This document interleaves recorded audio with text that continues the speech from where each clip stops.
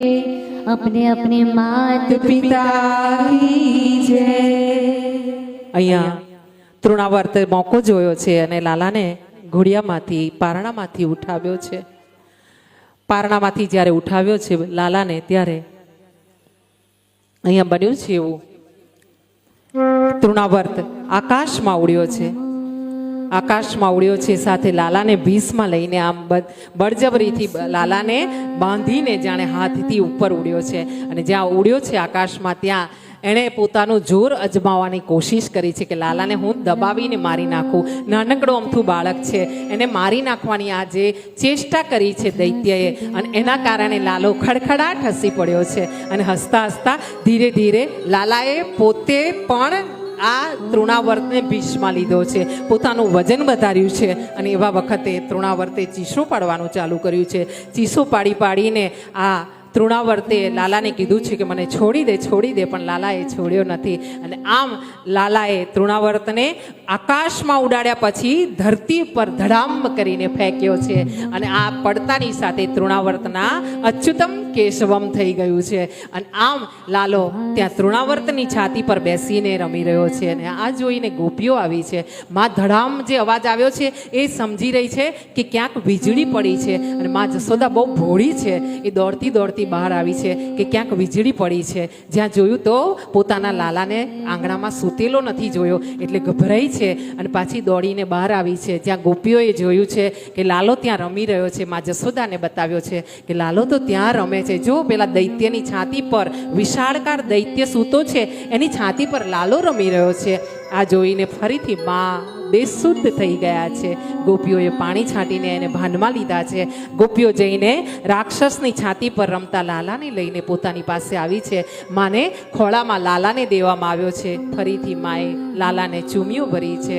એને જોઈને એના મુખારવિંદને આમ છાતી સરખો ચાપીને લાલાને વહાલ કર્યું છે। અને આ રીતે લાલાને વહાલ કરીને માએ ઘરમાં લીધો છે। બોલીએ કૃષ્ણ કનૈયા લાલ કી जय, अपने अपने मात पिता की जय। આગળ જતા નામકરણની વિધિ બતાવવામાં આવી છે।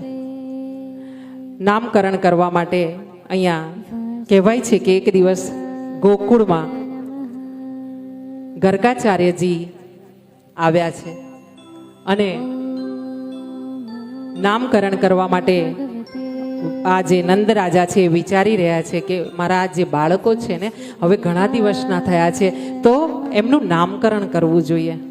અહીંયા જ્યાં નામકરણ કરવા માટે વિચાર્યું છે નંદ બાવાએ, ત્યાં ગર્ગાચાર્યએ આવીને એમના જ દ્વાર ઉપર નંદ બાવાના નંદ મહેલ પાસે આવીને અલખ જગાવ્યો છે, મૈયા ભિક્ષા દે।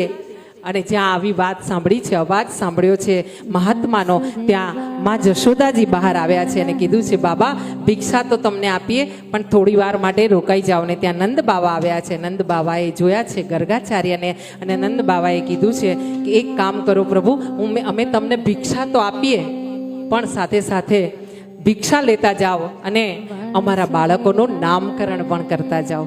હા, આમ જ્યાં નામકરણ કરવાની વાત કરવામાં આવી છે ને, ત્યાં ગર્ગાચાર્યજીએ કીધું છે કે હું તમારું નામકરણ તો કરી દઉં બાળકોનું, તમારા બંનેનું, કોનું? બલરામજીનું અને લાલાનું, પણ હું નામકરણ કરીશ ને ત્યારે કંસને ખબર પડી જશે। પહેલાં તો એકાદ ગામમાં નવું કામ થતું એટલે બધે જ ખબર પડતી પ્રદેશમાં કે આના ઘરે આ નવું કામ થયું છે। હા, અને એટલે અહીંયા તો ગર્ગાચાર્યજીએ વાત કરી છે। શું કરી વાત? કે આ તમે નામકરણ કરાવો ને એનો વાંધો નથી, પણ નામકરણ કરાવશો ને તો અહીંયા કંસને ખબર પડશે। કંસને ખબર એટલા માટે પડશે કે હું યાદવોનો કુલગુરુ છું, અને આમાં તમારા છોકરાઓનું નામકરણ કરીશ એટલે એને શંકા પ્રબળ મજબૂત થઈ જશે વિચાર કે નક્કી આ યાદવ કુળના જ બાળકો હશે તો જ ગર્ગાચાર્ય કુલગુરુ છે અને ત્યાં નામકરણ કરવા ગયા છે, આ ફાઇનલ થઈ જશે। એટલે પછી તમારા બાળકો પર વધારે તકલીફો આવશે, તો તમે આવી રીતે મારી પાસે નામકરણ ના કરાવશો। ત્યારે નંદ બાવાએ કીધું છે કે બાપજી એક કામ કરીએ તો, તમે આપણી જે ગૌશાળા છે ને એમાં આપણે બધા જતા રહીએ। હવે 9 લાખ ગાયો હોય, એ ગૌશાળા કેટલી મોટી હોય, એટલે નંદ બાબાએ બે હાથ જોડીને કીધું છે, બાબા એક કામ કરો, આપણે છે ને છાનામાના નામકરણ કરી લઈએ, એકાંતમાં નામકરણ કરી લઈએ. અને આમ નંદ બાબાએ ગર્ગાચાર્યને મનાવ્યા છે અને સાથે સાથે ગર્ગાચાર્ય આવ્યા છે નંદ બાબાના મહેલમાં. આવીને માં જશોદા એ દયાળુ સ્ત્રી છે કે એને કીધું છે, બાબા નામકરણની વિધિ કરતા પહેલા છે ને તમે તમારી પ્રસાદીની વ્યવસ્થા કરી લો. પહેલા એવું થતું,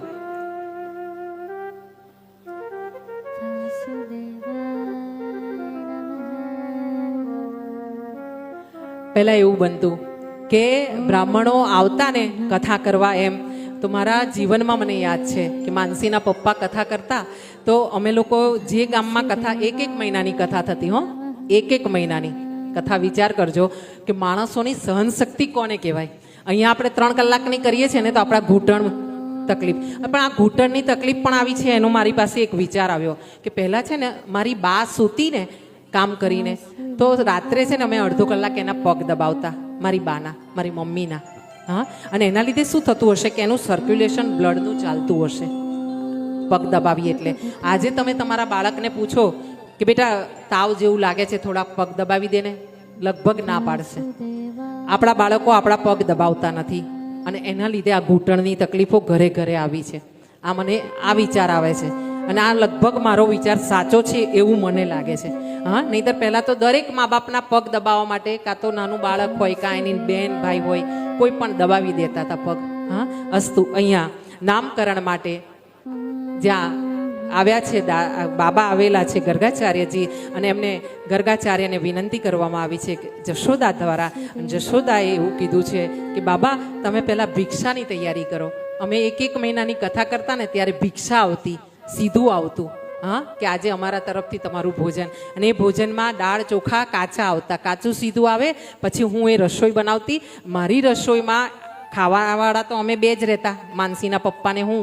પણ ગામમાં કોઈ સાધુ બાવા હોય એ લોકોને અમે કહી રાખતા કે અમારી સાથે જમી લેજો 2 ટાઈમ, તમે બનાવશો નહીં, તમારા કુટીર પર બનાવવાનું નહીં. અને આમ અમે એ લોકોને જમાડતા. અને આવી રીતે કાચી સીધું લઈને હું જમવાનું બનાવતી અને પછી જમતા, કોઈનું અડેલું નહીં જમતા અમે. હા, એ નિયમથી અમે જીવતા હતા. ધીરે ધીરે એ નિયમ અમારો છૂટ્યો અને હવે જમવાનું ચાલુ કર્યું અમે યજમાન ના કરે. હા, કારણ કે આ બી જરૂરી છે, યજમાનને ત્યાં જમવું ને એટલે યજમાનને પુણ્યશાળી બનાવવા. આજે વારે વારે કહેવામાં આવે છે કે તમે દાન કરો, દાન કરો. કેમ? આ તમારી પાસે ધન છે અને એ ધન જ રહેશે, પૈસો જ રહેશે. જ્યાં સુધી તમે એનું દાન નહીં કરો ત્યાં સુધી એ લક્ષ્મીજી નહીં કહેવાય.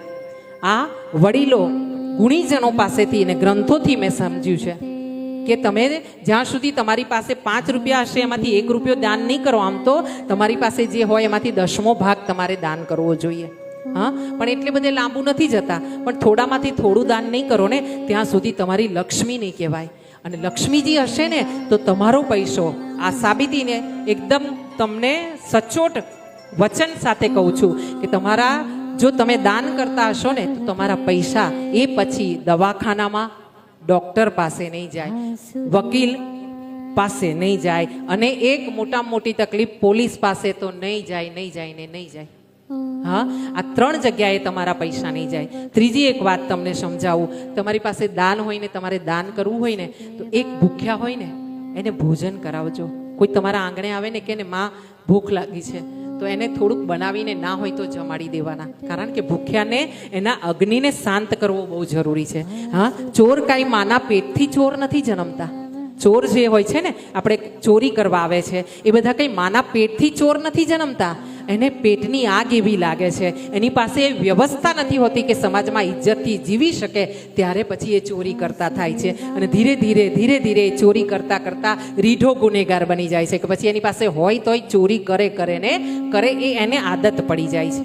હા, તો પહેલાં તો કોઈ ભૂખ્યું હોય ને ગમે ત્યાં જુઓ ને એને જમાડવાની તૈયારી કરી દેવાની. બીજું, કોઈ એવી વ્યક્તિ હોય સમાજમાં, ઘણા એવા સફેદ ફકીર છે, અમુક ફકીર એવા હોય છે જે મંદિરની બહાર ઉભા રહીને તમને કહી શકે કે બેન આપો ને, માંગી શકે. અમુક એવા સફેદ ફકીર સમાજમાં છે, અમુક એવા બ્રાહ્મણ સમાજમાં છે, એવા બ્રાહ્મણો ભૂદેવો એવા સમાજમાં છે. હું અહીંયા પણ અમુક વ્યક્તિઓને જોઉં છું કે જે વ્યક્તિ એવા છે કે જેમના શરીર પર એમને કુર્તા વ્યવસ્થિત નથી હોતા, તો એ તમારી પાસે માંગી નહીં શકે લાંબો હાથ કરીને, પણ તમને એમના દીદાર પરથી લાગે ને કે એના ઘરે થોડીક જરૂર છે અને તમે આપી શકો એમ છો, તો એવા સફેદ ફકીરને આપજો. હા, કારણ કે એ સમાજમાં ભીખ નહીં માંગી. હા, અહીંયા ગુણીજણે કીધું છે કે હું તારો થઈને લાંબો હાથ કરું ને એ મને મંજૂર નથી. હું માંગુ તો પ્રભુ તારી પ્રભુતા દૂર નથી. જો હું માંગુ તો, જો હું હાથ ફેલાવું તો પ્રભુ તારી પ્રભુતા દૂર નથી, પણ હું માંગુ અને તું આપી દે ને એ વાત મને મંજૂર નથી. હા, અને એટલે જ ભાગવત આ છેલ્લી ભાગવત છે મારી કે જેમાં મેં મારી દક્ષિણા ના કીધી. હવે પછી મને જે અનુભવ છે એ પ્રમાણે આજે હું જાહેર કરું છું યુટ્યુબના માધ્યમથી, તમારા બધાના માધ્યમથી. હવે પછીની ભાગવતમાં હું દક્ષિણા કહેવાની છું. કેમ? જ્યારે દક્ષિણા નથી કહેતા ને ત્યારે તમને અમુક વસ્તુઓ નજરઅંદાજ લેવામાં જ નથી આવતી કે જ્યારે કથાકાર આવ્યા છે તો એને આ રીતે જ રખાય. ભૂદેવ છે, આ ભૂદેવો બેઠા છે, એમને આ જ સન્માન અપાય. હા, જ્યાં 25 લાખની દક્ષિણા કહેવામાં આવે છે ને ભાગવતની, ત્યાં એસીના રૂમોથી માંડીને બધી જ સગવડ આપવામાં આવે છે અને આગળ પાછળ ગાડીઓ ઊભી રાખીને સેવા કરવામાં આવે છે. હા, અને જેટલા જેટલા કથાકાર એમ કહે છે ને બિચારા કે અમે કથાની દક્ષિણા નથી માંગતા, કહેતા નથી, ત્યારે એમની હાલત ખરાબ કરવામાં આવે છે. હું અહીંયાની વાત નથી કરતી, હો, તમને ચોખવટ કરી દઉં છું. અહીંયા બેસીને અહીંયા તો મને ખૂબ સન્માન મળ્યું છે આનંદથી, અને મારી જરૂરિયાત બહુ નથી. હું ઉપવાસ કરું છું, સાંજે એક ટાઈમ જમું છું અને એ પણ લિમિટેડ જમું છું, કારણ કે આ કંઈ આપણે મજૂરી કરવાનું કામ નથી કે મને ખાવાનું પચી જાય. આ તો 3 કલાક બેસીને મારી વાણીને પવિત્ર કરવાનું કામ છે. હા, ત્રીજી એક વાત જે તમને નજરમાં આપવાની છે, એ ત્રીજી વાત એ છે કે કોઈ બીમાર હોય અને એની પાસે દવાખાને જવાના પૈસા ના હોય, દવા લેવાના પૈસા ના હોય ને, તો ખાસ એને દવાખાને લઈ જજો, એની દવા કરાવી દેજો. આ 3 કામ કરશો ને, દુનિયામાં ત્રીજું ચોથું કામ કરવાની તમારે જરૂર નહીં પડે, ભગવાનને તમારે અરજી કરવાની જરૂર નહીં પડે. અને એક વાત ચોખ્ખી સમજો, સાધુ એટલે એવું નહીં કે જેણે ભગવા પહેર્યા હોય એ જ સાધુ, એ જ સંત, એ જ મહાત્મા. હા, સંત સપૂત અને તુંબડા આ ત્રણેયનો એક જ છે સ્વભાવ. સંત સપૂત અને તુંબડા, સાંભળજો, આ ત્રણેયનો એક જ છે સ્વભાવ. એ તારે પણ ડૂબાડે નહીં. શું? તારે પણ ડૂબાડે નહીં, એને તાર્યા ઉપર ભાવ, એને તાર્યા ઉપર ભાવ. સંત સપૂત અને તુંબડા ત્રણેયનો એક જ છે સ્વભાવ. તારે ડૂબાડે નહીં, એને તાર્યા ઉપર ભાવ. આ ભૂદેવો બેઠા છે ને, આ સજ્જનો છે ને, એવું જરૂરી નથી કે એને વાઘા પહેર્યા હોય તો જ એ સાધુ કહેવાય, મહાત્મા કહેવાય. આજના જમાનામાં આ ઘરે ઘરે કથા અને ભજન કરીને મેં જોયું છે, જીન્સ પહેરવાવાળા સજ્જનો જોયા છે, જીન્સ પહેરનારા સાધુ મેં જોયા છે દુનિયામાં. ડ્રેસ પહેરવાવાળી અને જીન્સ પહેરીને ઉપર ટોપ પહેરવાવાળી નાની નાની દીકરીઓને એના સ્વભાવ મેં સાધુ જેવા જોયા છે. હા, એટલે ઉલ્લુ નહીં બનવાનું કે વાઘા પહેર્યા છે એટલે સંત છે. હા, આપણા સમાજમાં એવા સંતો છે, એવા સજ્જનો છે જે જીન્સ પહેરીને ફરે છે. હા, પણ એ સાધુથી કમ નથી. હા, એટલે સમજદારીથી કામ લેવાનું. આવો, કૃષ્ણ કનૈયા લાલ કી જય. अपने अपने मात पिता की जय. અહીંયા માં જશોદાએ કીધું છે કે લાલાનું નામકરણ કરતા પહેલા ભોજન લઈ લો, અને જ્યાં ભોજન લેવાનું કહેવામાં આવ્યું છે ને ત્યાં ગર્ગાચાર્યએ કીધું છે કે માં સીધું લઈ આવો, આજે તો પહેલા લાડવા બનાવું અને દાળ ભાત શાક લાડુ જમીશ. હા, બ્રાહ્મણનો દીકરોને રસોઈ કરતા ના આવડે એવું બને જ નહીં. બ્રાહ્મણના દીકરાને રસોઈ તો આવડે એટલી તો ખરી જ કે છેલ્લે શીરો શેકીને ખાઈ લે સમયે. હા, એટલે અહીંયા તો મને ભૂદેવોનો બહુ માન છે, અને જ્યાં હું જઉં છું ત્યાં આ ગ્રંથમાં લખેલું છે એટલું ભૂદેવો માટેનું હું ચોક્કસ વાત કરું છું. એટલે આ વાતો હું વારે વારે કરી રહી છું. અને અહીંયા એ વાત આવી છે કે જ્યારે ભૂદેવ એવા ગર્ગાચાર્યએ લાડુ બનાવ્યા છે અને થાળ ધર્યો છે, પોતે નારાયણનું એક નાનું અમથું વિગ્રહ ધારણ કરેલું મૂક્યું છે, મૂર્તિ મૂકી છે ચતુર્ભુજ નારાયણની, અને ત્યાં નાનકડી ડીશમાં આમ ભગવાનને લાડવા મૂકવામાં આવ્યા છે અને લાડવા જ્યાં ધરવ્યા છે અને આંખો બંધ કરીને કીધું છે, સીતારામ આઈએ રાધે શ્યામ આઈએ મેરે ભોજન કા ભોગ લગાઈએ सीताराम आइए राधे श्याम आइए मेरे भोजन का भोग लगाइए। આમ જ્યાં ગર્ગાચાર્યએ અરજી કરી છે કે પ્રભુ આવો ને મારો આ જે થાળ છે ને પ્રેમથી ધરવું છું ને, આજે તો લાડવા બનાયા છે અને ઘીથી લચપચતા લાડવા બનાયા છે, પ્રભુ જમો ને.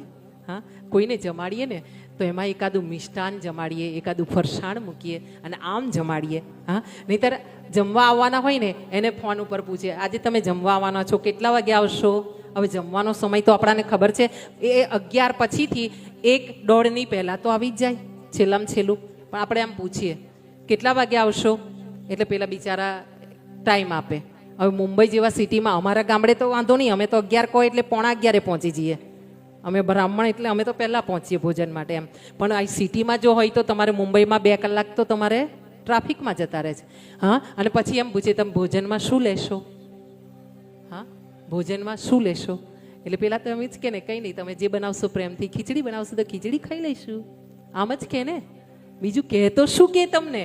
અરે તમારા ઈચ્છાથી બનાવો ને, તમારે જેટલું બનાવવું એટલું. 4-5 મિષ્ટાન બનાવો, 4-5 અથાણા મૂકો, પાપડ પાપડી, હા, પૂરી, આમ રોટલી, થેપલા, આવું બધું બનાવીને સામે તો મૂકો, હૃદયથી જમાડો. જમાડી તો જુઓ એકવાર ભૂદેવને પ્રેમથી કે એનું શું પરિણામ આવે છે એ તો જુઓ. અને આ બધું જે તમે પૂજન પાજન કરી રહ્યા છો ને, આ તમને ક્યાં આડું આવશે ને એ તમને ખબર પડશે કોક દિવસ, કે આજે પૂજન કરાવ્યું હતું ને એનું આ ફળ. આજે ભૂદેવને 10 રૂપિયા દક્ષિણા આપી હતી ને, એ 10 રૂપિયાની દક્ષિણા બદલામાં અમોઘ આશીર્વાદ ભૂદેવ આપ્યા છે. હા, અને એ તમને ક્યાં મળશે ને એ તમારું આત્મા સ્વીકાર કરશે. ત્યાં અહીંયા ભગવાનને બોલાવવામાં આવ્યા છે અને જ્યારે ભગવાનને બોલાવવામાં આવે ને ભગવાન પ્રેમથી બોલાવે, હૃદયથી કોઈ પોકાર કરે અને મારો વાલો બેસી રહે એવું બને ખરું.